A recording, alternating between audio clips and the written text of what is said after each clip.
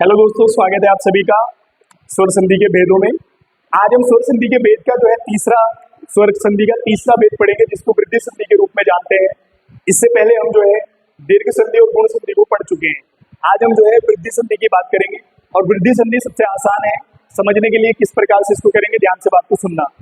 इसमें कहा गया है यदि ह्रस्व स्वर अ और दीर्घ स्वर आ के बाद, यदि ह्रस्व स्वर अ और दीर्घ स्वर आ के बाद ए या फिर अए, ठीक है ना, ये आप याद रखेंगे, एक मात्रा वाला डबल मात्रा वाला आए, तो इन दोनों के मेल से जो है बड़ा ए ही बन जाता है। बड़ा ए, ये आप याद रखेंगे। पहले इसको कैसे लिखते थे मैं बार बार बता रहा हूं। ये जो है छोटा ए हुआ करता था, इस पर एक मात्रा लगती थी, और ये जो है बड़ा ए के बाद ऊपर जो है दो मात्राएं लगती थी। तो आप यहां से याद रखेंगे ये डबल मात्रा वाला है। कौन सा? डबल मात्रा, ठीक है, ये आप याद रखेंगे क्योंकि ये ट्रिक है पहचानने की। वृद्धि संधि का उदाहरण आपको पहचानना है अगर किसी शब्द में, तो आपको इसी से समझना पड़ेगा, ठीक है ना। तो याद रखेंगे आप, यदि अ और आ के बाद ए या ए आए, ठीक है ना, यानी कि अ के बाद ए आए या अ के बाद अय आए, आ के बाद ए आए या आ के बाद अय आए, तो इन दोनों के मेल से अय ही बनेगा, मतलब बड़ा अय, ठीक है ना, डबल मात्रा वाला, ठीक है।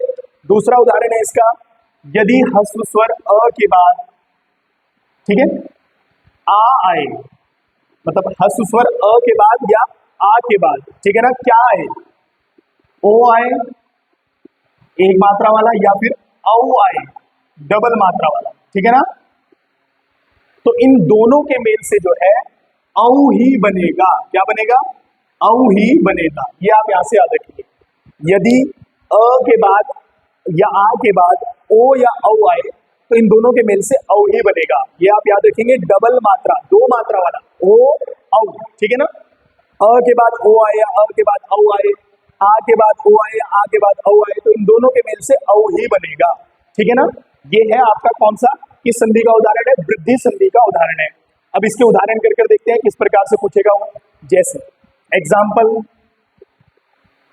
एक शब्द है सदैव। क्या शब्द है? सदैव। देखो बच्चों, पहचान ये करनी है, जैसे मैंने आपको दीर्घ संधि की बात कही थी। दीर्घ संधि में बड़ा आ, बड़ी ई, बड़ा ओ, ठीक है ना। गुण संधि में ए ओ अर, माने कि एक मात्रा वाले शब्द, ठीक है। और सदैव की बात करें, यानी कि वृद्धि संधि की बात करें, तो इसकी पहचान ये है कि इसमें सारे के सारे डबल मात्रा वाले वर्ण आएंगे, शब्द आएंगे।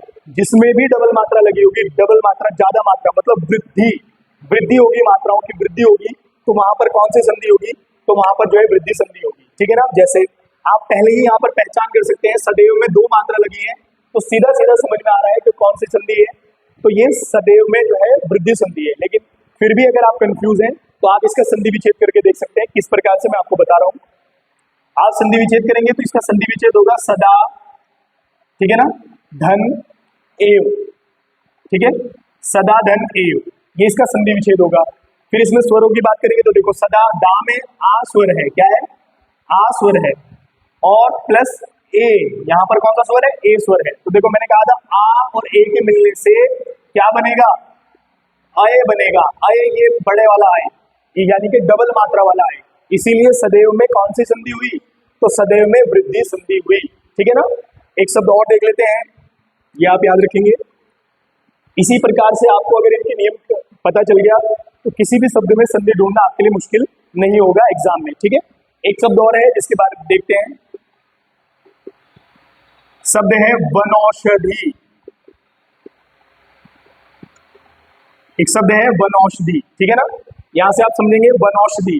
तो वनौषधि शब्द की अगर हम बात करेंगे तो इसमें देखो पहले से ही आपको दिख रही है कि डबल मात्रा है। कितनी मात्रा है? डबल मात्रा है, ठीक है ना। लेकिन फिर इसको तोड़कर देख लेते हैं आप, तो इसका जो है संधि विच्छेद होगा वन धन औषधि, ठीक है ना। वन धन क्या आएगा? औषधि आएगा, ठीक है। यहां से आप समझेंगे। तो देखो यहां पर अ स्वर है और यहां पर औ स्वर है, ठीक है। तो अ के बाद औ आएगा तो दोनों के मेल से औ ही बनेगा, मतलब डबल मात्रा वाला।